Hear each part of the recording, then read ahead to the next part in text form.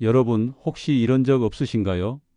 아침에 일어나면 몸이 천근만근처럼 무겁고 계단 몇 칸만 올라가도 다리에 힘이 빠지고 마트에서 장을 보다가 중간에 잠깐이라도 앉고 싶을 때 말이에요.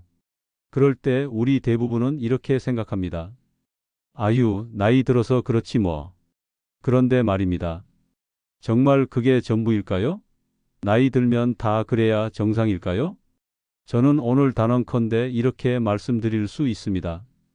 지금 여러분이 느끼는 기력 저하와 피로감, 잦은 통증, 체력 부족은 나이 때문이 아니라 단백질 부족에서 시작된 것일 수 있다는 사실을요. 안녕하세요.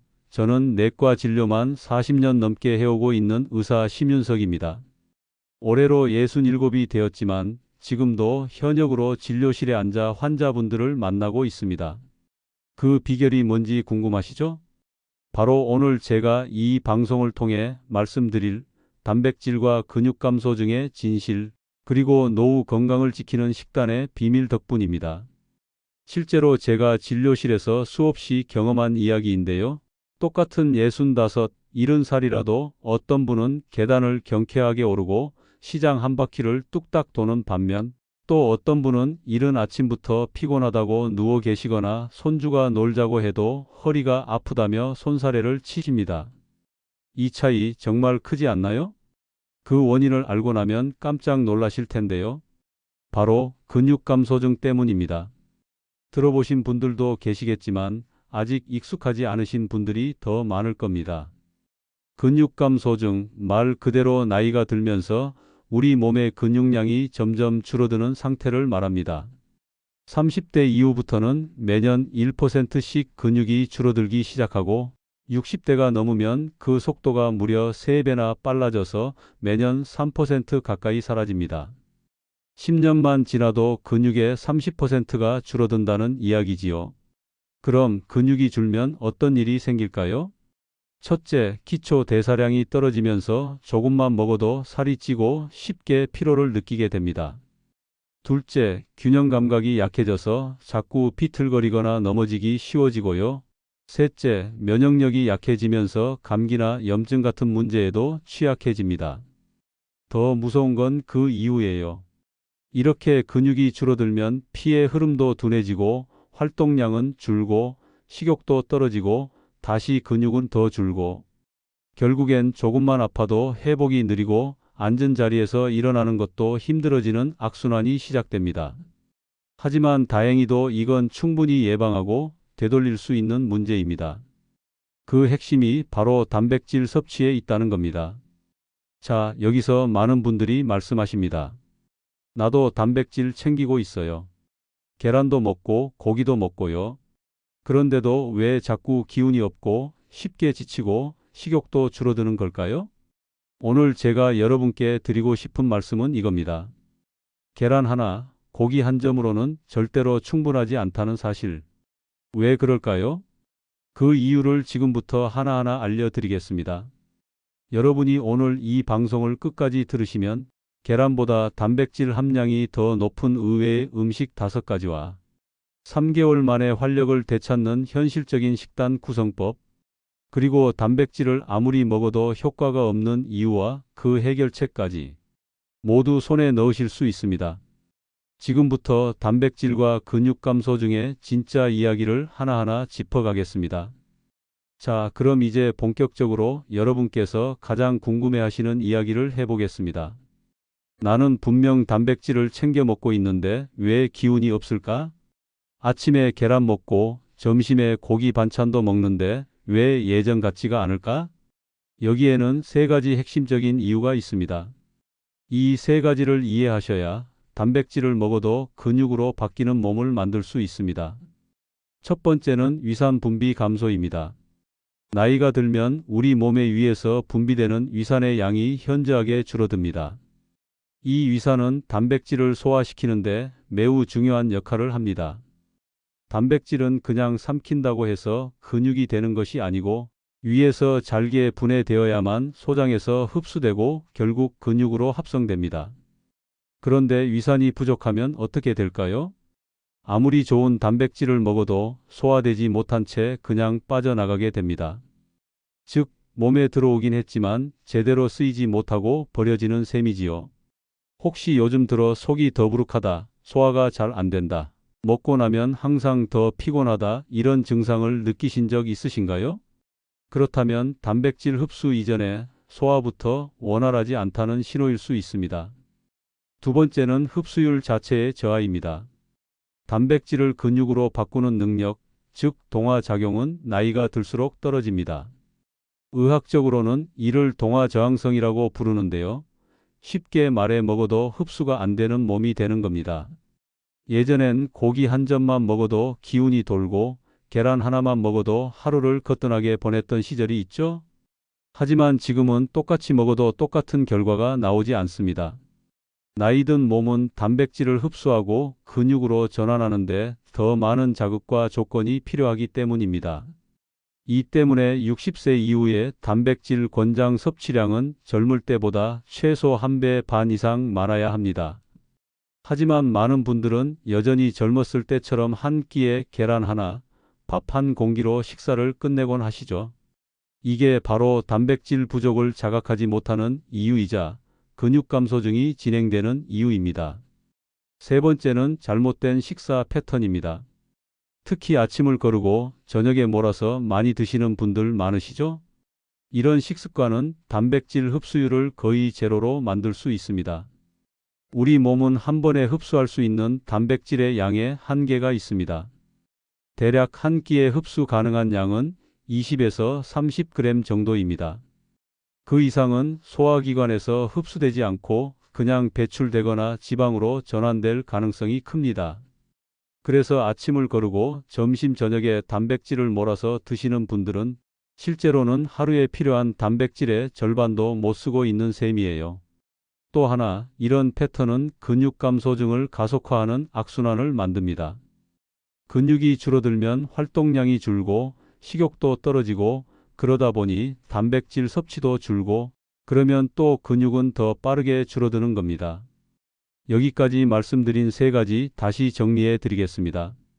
첫째, 위산 분비가 줄어 단백질 소화가 어려워지고, 둘째, 나이 들수록 흡수율이 떨어지며, 셋째, 잘못된 식사 패턴으로 인해 실제 근육으로 가는 단백질 양이 크게 부족하다. 이런 이유로 계란 하나, 고기 몇 점만으로는 충분하지 않은 것입니다. 그러면 어떻게 해야 할까요? 답은 간단합니다. 더 많이 먹는 게 아니라 더 잘 먹는 것, 그리고 단백질의 종류와 질을 바꾸는 것입니다. 이제 그 더 잘 먹는 법을 구체적으로 알려드리겠습니다. 계란보다 단백질이 더 많고 위에도 부담이 없으며 우리 현실에 맞는 식재료들 5가지를 소개해 드릴 텐데요. 그중 첫 번째 음식은 우리가 국물만 먹고 건더기는 버리는 그 음식입니다.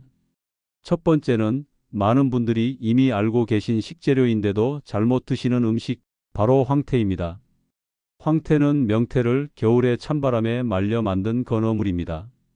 그런데 단순한 말린 생선이 아닙니다.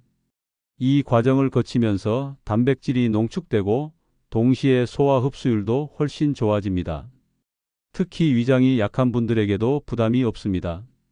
여러분, 혹시 황태국 드실 때 국물만 드시고 건더기는 남기신 적 없으신가요? 정말 아까운 일이에요. 왜냐하면 황태 100g에는 무려 75g 이상의 단백질이 들어있거든요. 이게 어느 정도냐면 계란 12개 분량에 해당합니다. 믿기지 않으시죠? 그럼에도 많은 분들이 황태를 국물용이라고만 생각하고 건더기는 남기거나 충분히 건져 먹지 않으세요. 황태에는 단백질뿐 아니라 메티오닌이라는 아미노산이 풍부합니다. 이 성분은 간 기능을 도와주고 숙취 해소에도 좋습니다. 그래서 예로부터 황태해장국이 술 먹은 다음 날의 대표 보양식으로 자리 잡았던 겁니다. 그럼 황태를 어떻게 먹는 게 좋을까요? 먼저 미지근한 물이나 쌀뜨물에 약 30분 정도 불려줍니다. 쌀뜨물을 쓰면 비린내 제거에 도움이 되고 단백질 성분도 잘 우러납니다. 그 다음 적당한 크기로 찢어서 미역이나 무와 함께 끓이시면 됩니다. 특히 무는 단백질 소화를 돕는 성분이 들어있어서 황태의 영양을 배로 끌어올리는 조합입니다. 이때 중요한 건 국물보다 건더기를 챙겨 드시는 것. 많은 분들이 국물만 드시고 건더기는 남기시는데 진짜 단백질은 건더기에 있다는 것을 꼭 기억하셔야 합니다. 하루 한 끼 또는 일주일에 3번 정도 황태국을 드시는 것만으로도 단백질 섭취량이 크게 늘고 피로감이 줄어들며 기력이 돌아오는 것을 느끼실 수 있습니다. 하지만 국물과는 최대한 싱겁게 하시는 게 좋아요. 황태 자체에도 나트륨이 있으니 소금이나 간장을 많이 넣으면 혈압에 부담이 될 수 있습니다. 두 번째 음식은 아마도 여러분 냉장고 속에 지금도 들어있을 겁니다. 바로 두부입니다. 두부 한 모에는 약 20g 이상의 단백질이 들어있습니다. 그런데 이 두부가 계란보다 훨씬 더 경제적이라는 사실 알고 계셨나요? 한 달 내내 두부를 먹어도 계란값보다 저렴하고 위에도 부담이 없고 소화도 잘 됩니다. 특히 이가 불편하신 어르신들, 고기를 씹기 어려우신 분들께는 최고의 단백질 공급원이죠. 많은 분들이 두부를 그냥 밑반찬 정도로 여기시지만 이건 오해입니다. 두부는 단백질뿐 아니라 칼슘, 철분, 이소플라본 등 뼈 건강과 호르몬 균형에 도움되는 성분이 가득한 식품입니다.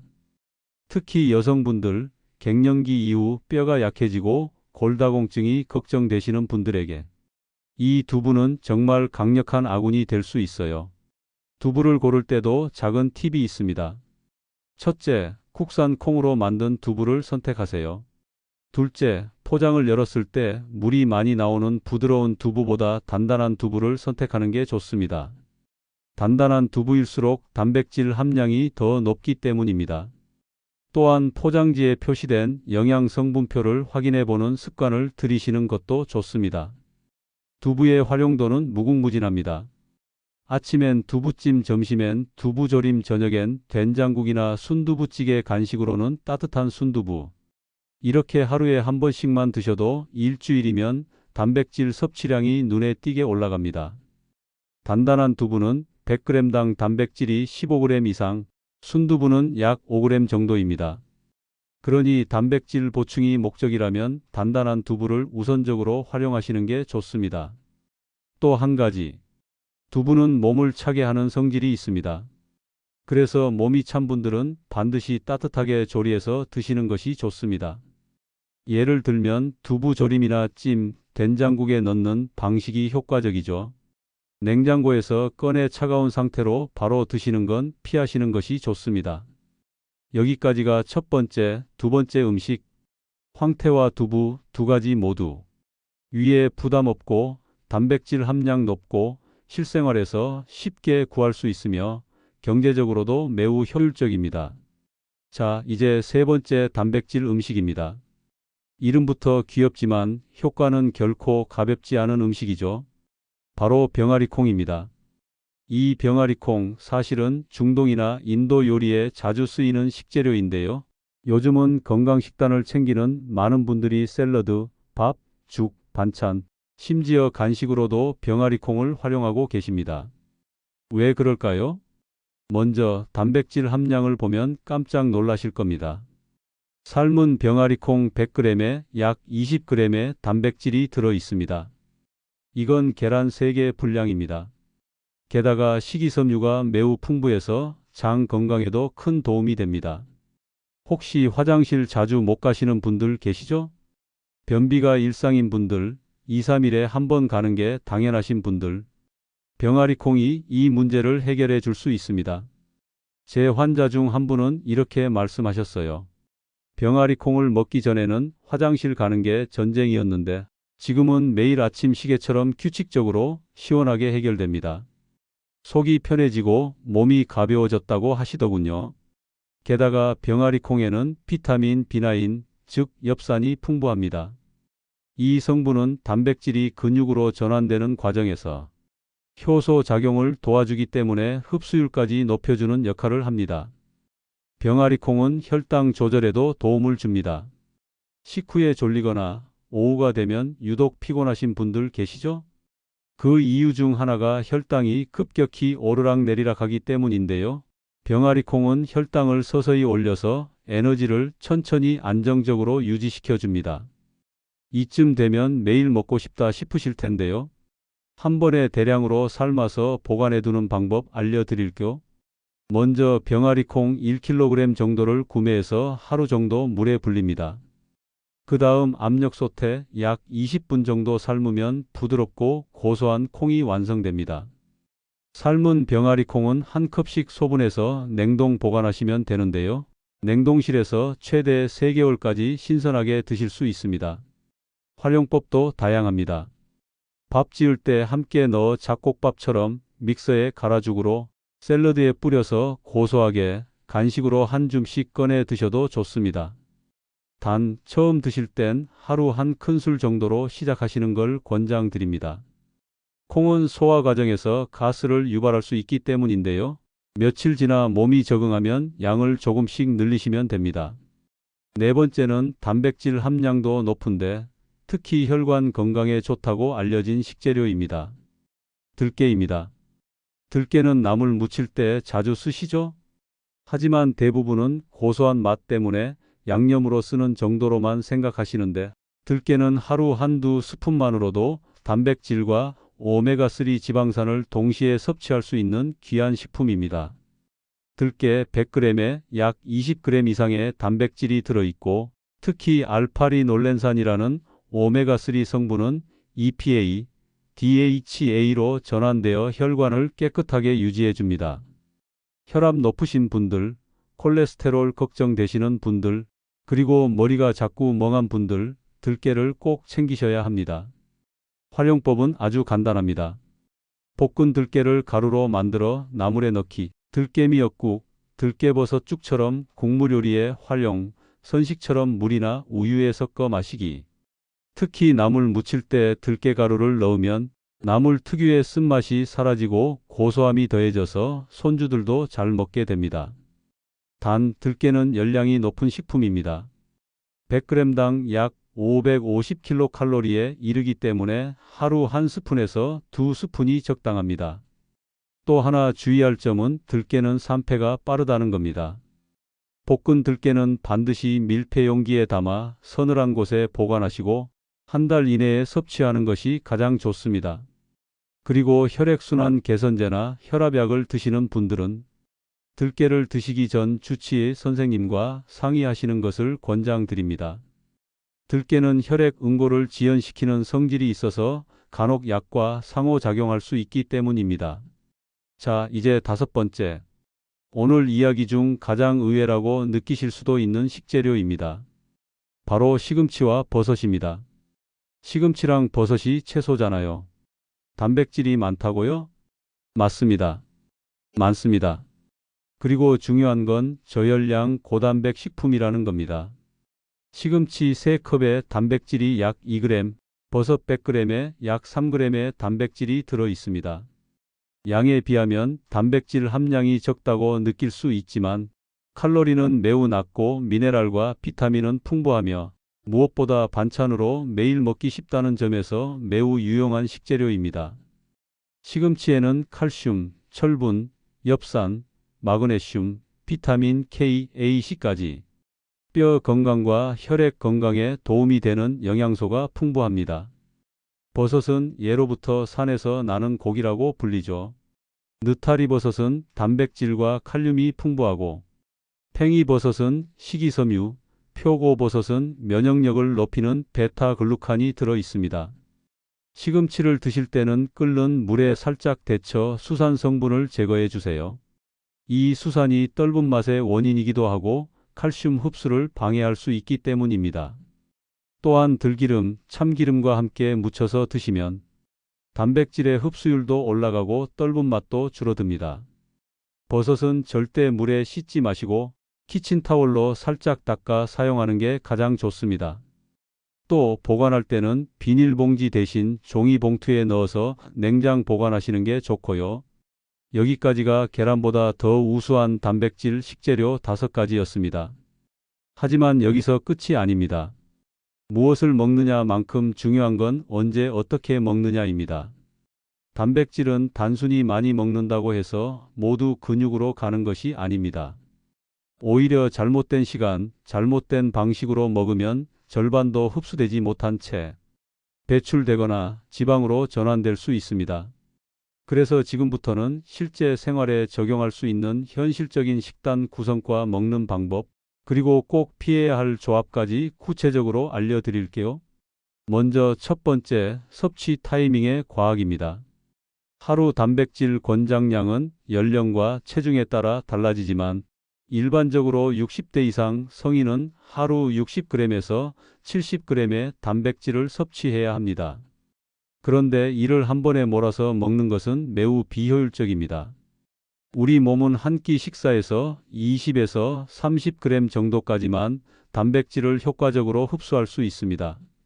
그 이상은 흡수되지 않거나 지방으로 저장될 수 있어요. 따라서 아침, 점심, 저녁으로 나누어 균형 있게 섭취하는 것이 중요합니다. 특히 아침 식사에 단백질을 포함하는 것은 하루의 에너지 순환에 결정적인 역할을 합니다. 밤새 공복 상태였던 몸에 단백질이 공급되면 근육 합성이 활발해지고 피로감이 줄어듭니다. 아침을 거르는 분들일수록 기력이 떨어지고 회복이 느려지는 이유가 여기에 있습니다. 두 번째는 궁합의 조합, 시너지 식단입니다. 어떤 음식과 함께 먹느냐에 따라 단백질의 흡수율이 2배 이상 달라질 수 있습니다. 대표적으로 단백질과 함께 먹으면 좋은 식품들은 다음과 같습니다. 달걀, 노른자, 시금치, 브로콜리, 현미, 통밀 같은 곡류에는 비타민 B군이 풍부한데 이 비타민들이 단백질이 근육으로 바뀌는 과정을 도와줍니다. 들기름, 참기름 같은 식물성 지방은 세포막을 튼튼하게 해주고 단백질이 몸속에서 잘 흡수되도록 도와줍니다.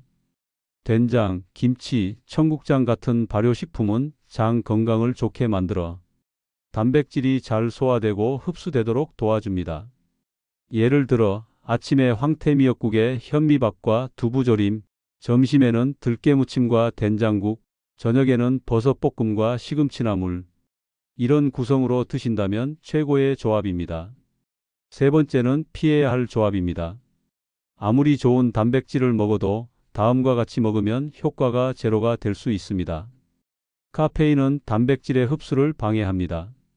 특히 식사와 함께 마시는 경우엔 단백질뿐 아니라 철분, 아연 등의 흡수도 떨어집니다. 따라서 커피, 녹차는 식사 후 최소 1시간 이후에 드시는 것을 권장합니다. 알코올은 단백질의 대사를 방해하고 근육 합성 능력을 크게 떨어뜨립니다. 가능하면 단백질 식사 전후 3시간 이내에는 술을 피하시는 것이 좋습니다.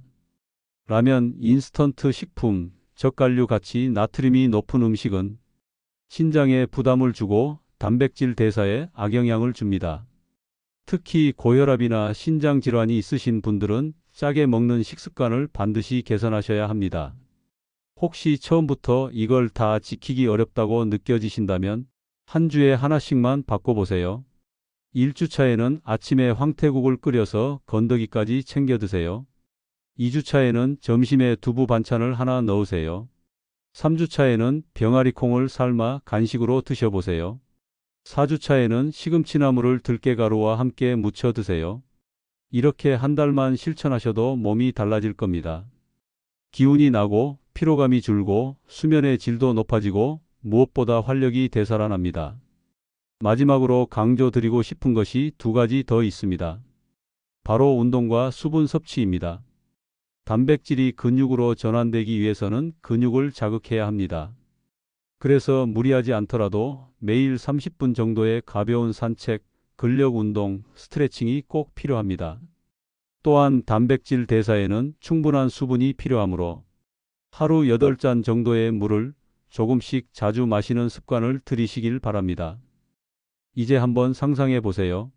내년 이맘때쯤 계단을 거뜬히 오르고 손주들과 뛰어놀며 병원 걱정 없이 건강한 몸으로 나다운 삶을 살아가는 그 모습.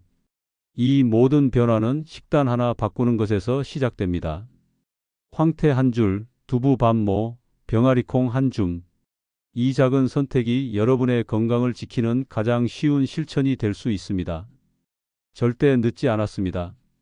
단백질은 언제 시작하느냐보다 지금부터라도 제대로 시작하는 것이 중요합니다. 오늘 영상이 도움이 되셨다면 구독과 좋아요 꼭 부탁드리고요. 멤버십 회원 가입으로 함께 해주시면 더욱 감사하겠습니다. 그리고 댓글로 여러분들의 이야기를 마음껏 들려주세요. 여러분은 몇 살이신지, 어디에 사시는지 말이에요. 궁금한 점을 남겨주셔도 좋습니다. 제가 직접 답변 드릴 테니 편하게 물어보세요. 여러분의 삶이 더 건강하고 더 빛나기를 바라며 오늘 영상 마무리하겠습니다. 고맙습니다.